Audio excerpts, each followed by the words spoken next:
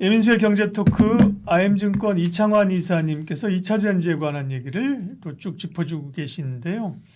사실 뭐 캐즘 얘기 그다음에 또 돈들이 필요하기 때문에 유상증자하고 이런 얘기들이 있었잖아요. 그런 얘기를 좀 할게요. 일단 국내 기업들은 일단 이게 벌려놓은 게 돈이 벌려야 되는데 지금은 돈이 안 벌리는 구간이기 때문에 어쨌든 유증하고 뭐 그런 힘을 모으는 그런 단계잖아요. 상황은 어떤가요? 네. 사실 그런 그 네. 유상증자라든가 그 자금 조달 이슈 때문에 네. 주가들이 또 많이 빠졌습니다. 예. 뭐 대표적으로 포스코 피처엠도 그렇고 뭐 LG화학, SDI도 그렇고 뭐 삼성 SDI, 코스모 흰소재 등등 마찬가지인데 음. 그게 결국에는 그 캐즘을 극복하고 그 이후에 캐즘 이후에 시장을 장악하기 위한 그런 이제 베팅이라고 볼 수 있겠고요. 네. 돈을 벌어서 가면은 좋겠지만 일단은 그게 아니다 보니까 뭐 결국엔 주주들은 손을 벌리는 상황이 벌어졌다라고 볼 수 있겠고요. 삼성 SDI랑 그 포스코 퓨처엠이 서로 간에 이제 그 공급망 확장이라든가 이제 소재 국산화의 속도를 내고 있는데 제가 이제 앞서 그 삼성 SDI랑 GM 간의 이제 그 공장 합작 공장 그 이슈를 말씀드렸었어요. 그 LFP 배터리에 대한 얘기를 말씀드렸는데 삼성 SDI가 최근에 이제 유증을 했습니다. 원래 2조 목표로 했다가 1조 6천 5백억 정도 자금을 이제 2조 다 못 채웠군요. 네, 주가가 떨어져가지고 그 14만 원으로 이제 유증가가 결정되면서 한 16만 원대에서 이제 떨어졌습니다. 그래서 이제 여기는 헝가리 공장 증설도 하고 전고체 배터리 등의 핵심 기술 투자를 확대하겠다라고 얘기하고 있고요. 또 포스코 퓨처엠도 1조 1천억 원 유상증자 추진하고 있는데 이거 금감원에서 일단은 금감원에서 제재를 좀 받아서 지금 수정했죠. 그래서 여기도 GM과의 합작 공장에 들어가고 또 국내 흑연 생산법인 등의 이제 탈중국화 전략 강화에 쓰게 될 것이고요.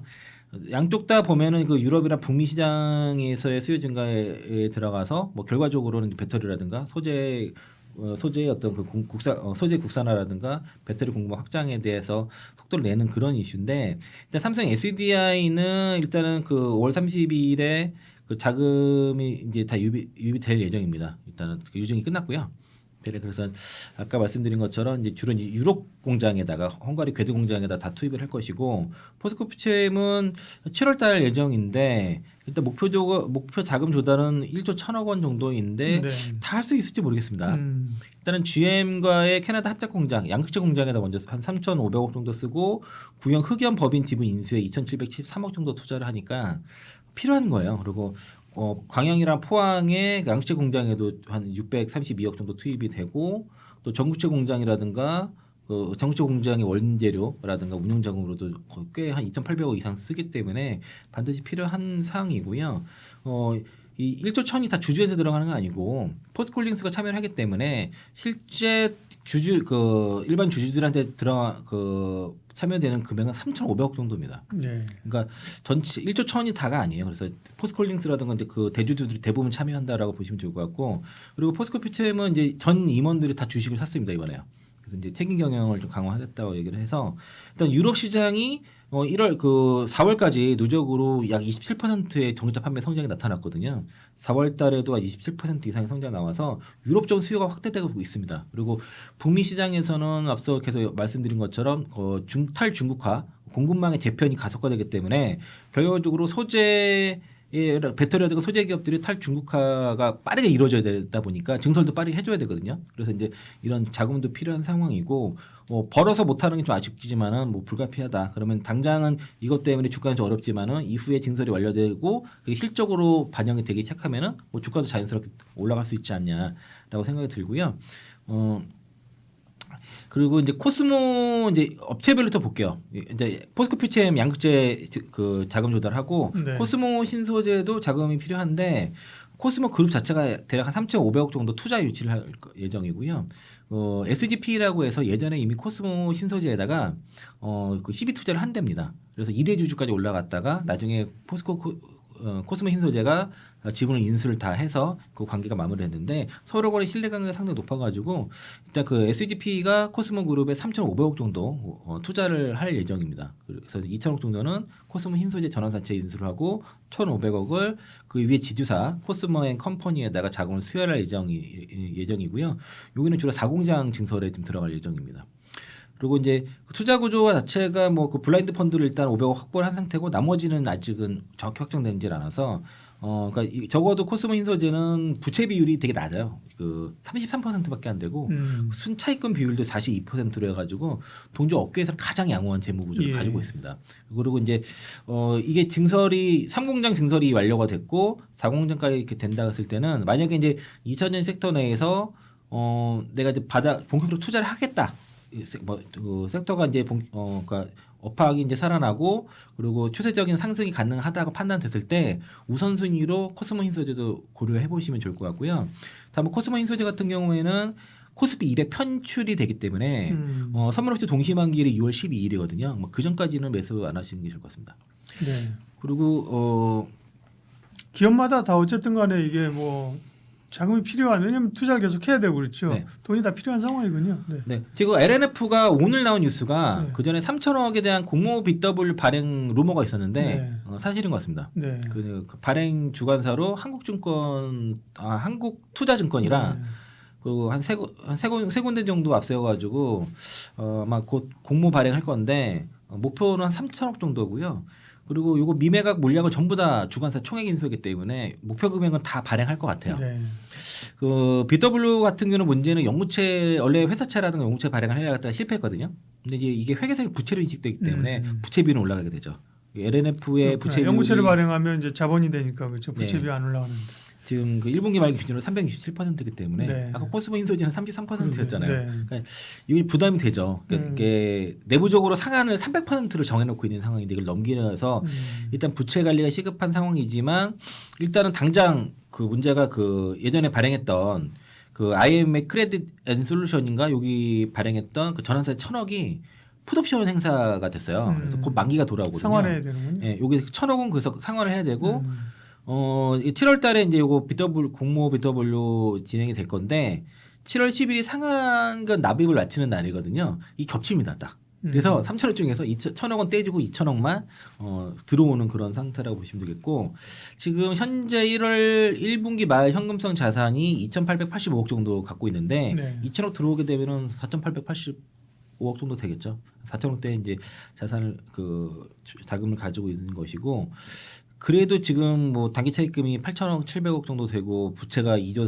2천억 정도 되니까 여전히 좀 자금 사정은 빠듯하지만 이 자금이 결과적으로는 그 아까 LFP 양극재 공장 여기 증설 자금으로 쓸 것으로 보여집니다. 네. 국내 업체들 이렇게 뭐 너나 없이 그 산업의 성장 단계에서의 어려움들 캐즘을 지나고 있기 때문에 여기 살아남아야죠, 그죠? 네. 버티기 위해서 여러모로 자금 조달도 하고 있고 그런데 중국 업체들은 잘 나가는 것 같더라. 내수 시장이 크고 유럽에서도 잘 나가고 중국 업체만 잘 나가고 있나? 그러고 했는데 오늘 이사님 말씀이 중국 업체도 만만치 않다. 그죠? 어려움이 있다. 이거 무슨 얘기입니까? 그러니까 네. 중국의 전기차가 네. 유럽에 침투를 하면서 네. 국내 배터리 업체들이 어려진 게 사실이고 네. 그리고 그 중국의 특히 이제 저가 그 덤핑이죠. 덤핑을 쳤던 그런 특히 이제 LFP 배터리는 유럽에 잘 안 들어갔어요. 그러니까 3원계 배터리 중에 이제 미드 니켈 정도 들어가는 그런 뭐 NCM 523, 뭐 613, 622 이런 것들이 이제 거의 덤핑으로 들어가다 보니까 관련 이제 그 점유율이 떨어졌던 건데 이 덤핑이라는 게 단기적인 방법이거든요. 사실 우리가 이제 재고 처리할 때 덤핑 처리하지 않습니까? 그렇죠. 네. 근데 이거를 계속 그렇게 하게 되면은 손해가 크잖아요. 그렇죠. 그거를 국가에서 준 보조금으로 메꾸고 살아왔는데 이게 오래되다 보면은 어떤 문제가 생기냐면은 그러니까 내수가 부동산 정책이라든가 그러니까 중국 정부 중국 공산당의 정책의 실패로 인해서 내수가 침체가 되고 이거를 극복하기 위해서 대량으로 물건을 생산해서 해외에다가 그걸 덤핑으로 넘긴다는 전략인데 이거를 장기간 쓰게 됐을 때는 역효과가 크다는 거죠. 내수가 다 망가지게 되고 그러다 보니까 중국의 5월 20일 기준으로 해서 중국의 전국 승용차 산업의 재고가 350만 대로 해서 전월 대비 15만 대 이상 증가를 했고 그 보통 적정 재고 수준이 현재 중국에서는 250에서 280만 대 수준인데 이게 350만 대면 너무 많은 겁니다.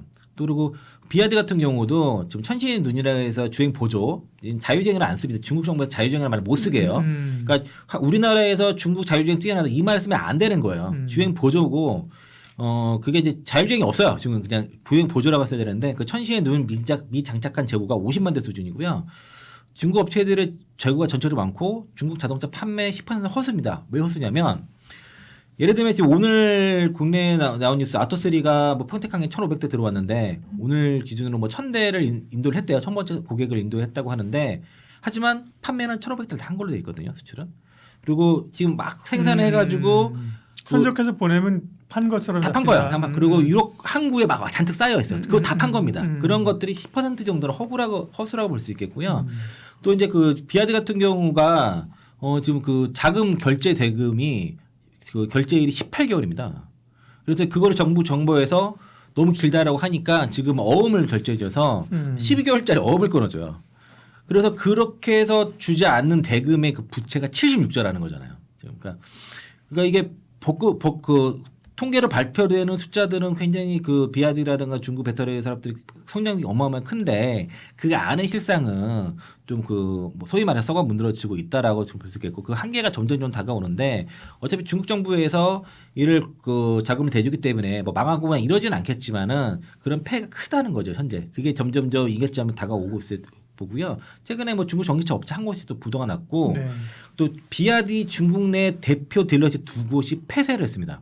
두 곳이 망해서 지금 운영 중단해 버렸어요. 가장 대표적인 딜러십 부분이 4월부터 이제 운영 중단을 했고 이게 이제 결국에는 그 재고가 너무 많다 보니까 지금 현재 재고가 아까 말씀드렸는데 350만 대 4월 그러니까 5월 기준으로 350만 대인데 이게 57일치 재고거든요.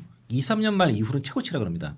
그리고 이제 이게 그 딜러들이 재고 너무 많다 보니까 어려움에 지금 직면을 한 것이고, 그러니까 이거를 보면은 중국 전기 시장이 분명히 폭발적인 성장을 했지만은 지금은 이제 성장통을 겪는 그런 시점이 왔고, 그리고 이게 더 이상 성숙 단계로 갔기 때문에 성장이 어렵다는 거죠. 그런 것들을 극복하기 위해서 뭐 해외 덤핑 판매를 하고 있지만 그게 마진이 안 남는다는 문제가 생긴 거죠. 최근에 이제 비아디도 자체 마진이 지금 거의 뭐 많이 줄었어요. 마진율이 급감한 거고 지금 중국 전기차 내에서는 비아디랑 뭐 한 두 군데 정도 빼고는 마진이 다 적자인 그런 상태고요.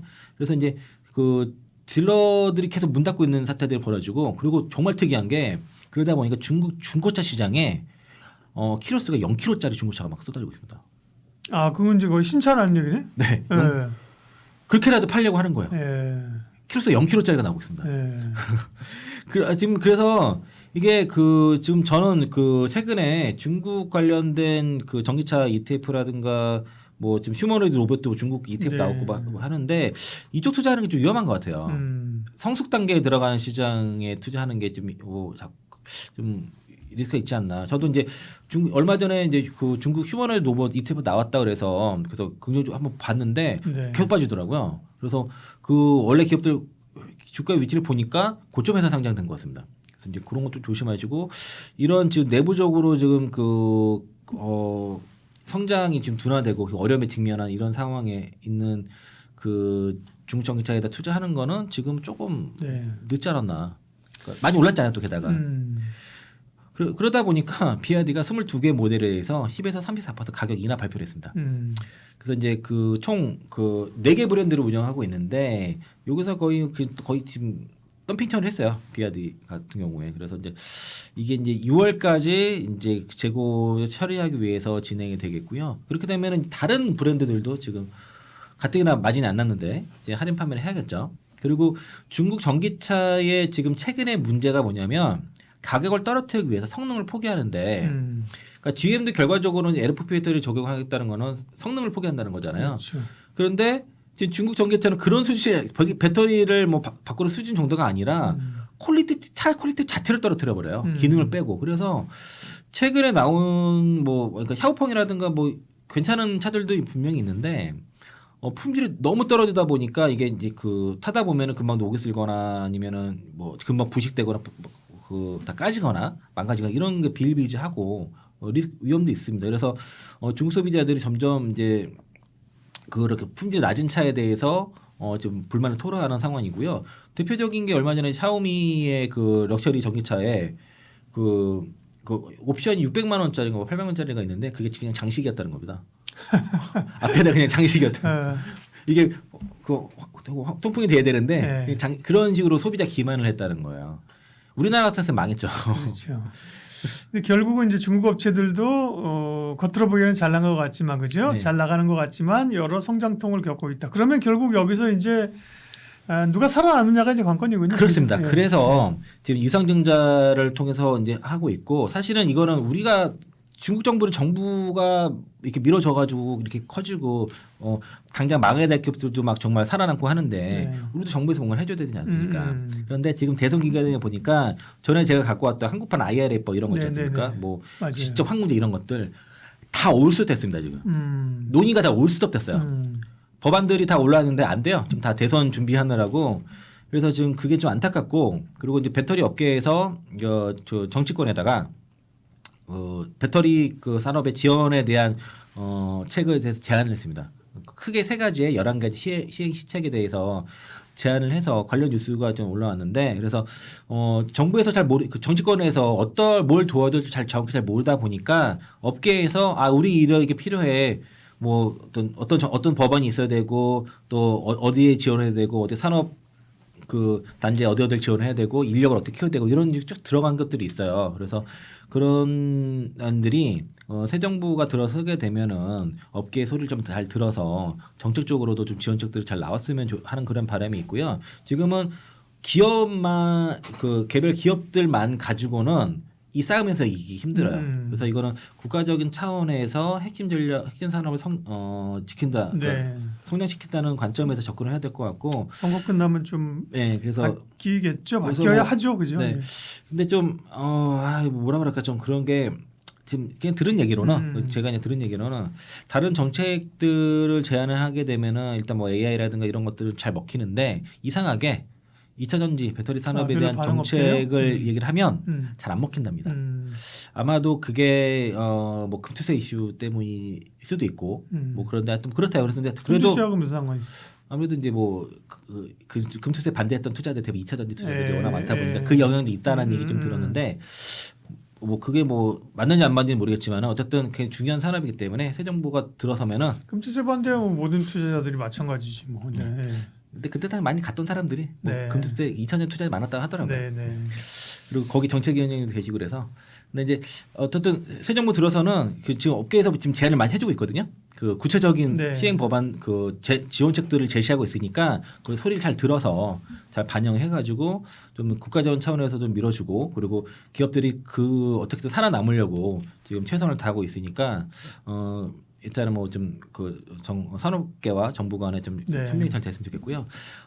지금 2차 전지 투자하신 분들한테는 그가 이제 제가 지난해부터는 사실은 전략을 가만히 그 업계 그냥 상황을 보니 올해 1분기 실적 발표까지 할 때까지 주가가 못 갈 것 같으니까 타텍 섹터로 이동을 해서 거기서 수익을 내면서 버텨야 된다는 얘기를 계속했었어요. 네, 방송마다 네, 계속 네. 말씀드렸고 1분기 실적 발표를 보고 나니 좀 아쉽지만은 이거 2분기 실적까지 봐야 되겠습니다. 이렇게 된 거예요. 근데 저는 이제 이게 약간 L자형으로 좀 더 이렇게 바닥을 긁어냈겠지. 여기서 또 한 번 더 주저앉을 정도까지는 생각하지 못했는데 한 번 더 주저앉았기 때문에 그러면은 주가는 좀 일단 너무 과도하게 빠진 건 맞은 것 같고 그리고 적어도 최근에 몇 년간 상승분을 모두 다 반납한 기업이 대부분이거든요. 대주전자재료 뭐 몇 개 빼고는 대부분 다 이 상승을 다 반납했어요. 네. 그러니까 2차 전지 사업을 시작하지 않는 수준까지 빠졌기 때문에 여기서 뭐 더 빠질 만한 이슈가 더 있을까? 뭐 이런 생각이 좀 들고 주가는 충분히 적어도 숏을 치면 안 되는 구간까지는 온 거 아닌가라는 생각이 들어서 보유하시고 그리고 그래서 다른 섹터에서 지금 그게 포모가 와서 다른 섹터로 가셔서 수익을 내실 분들은 그렇게 하시고요. 그리고 버티실 분들은 그냥 2차 전지만 가만 그렇게 버텨서는 안 되고 역시나 다른 섹터 같이 가져가면서 하시되 어느 정도 수익이 나게 되면은 저는 이제 옹기 섹터들이 많이 있단 말이에요. 그럼 거기서 수익이 나게 되면은 다시 어느 정도 시점에서는 2차 섹터를 저가 매수를 할 생각입니다. 그래서 단순히 이거를 버려서 일로 옮겨서 끝나는 게 아니라 수익을 내고선 나중에는 저점을 잡을 생각을 해야 된다. 근데 이제 주가에 대한 바닥은 온 것 같지만 이게 낙폭과대 반등으로 끝날지 추세적인 반등을 할지는 약간 지금은 그건 아닌 것 같고 추세적인 반등은 아닌 것 같다 아직은 적어도 다만 이제 지금은 뭐 여기서 팔아서 실익이 있는 단계는 아닌 것 같다 이렇게 말씀드리겠습니다. 네, 2차 전지 투자 전략 IM증권 서울금융센터 이창환 이사님 함께했습니다. 고맙습니다. 맞습니다.